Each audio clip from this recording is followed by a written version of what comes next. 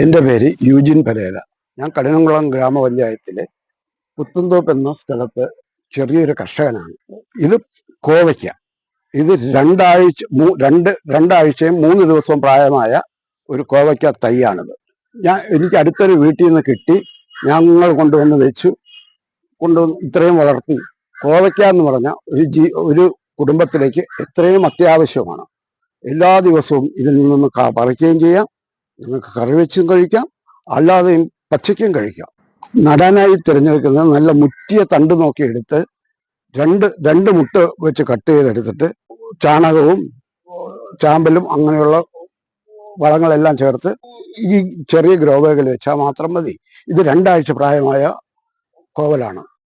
ഇത് തണ്ട് നേരിട്ടും കൃഷിയിടത്തിൽ നടാം. പിന്നെ കവറിൽ ഇങ്ങനെ ചെയ്ത് നടുന്ന ഒത്തിരി കൂടെ നല്ലതാണ്. പെട്ടെന്ന് വേര് പിടിക്കാനും മുളയ്ക്കാനും നല്ലതാണ്.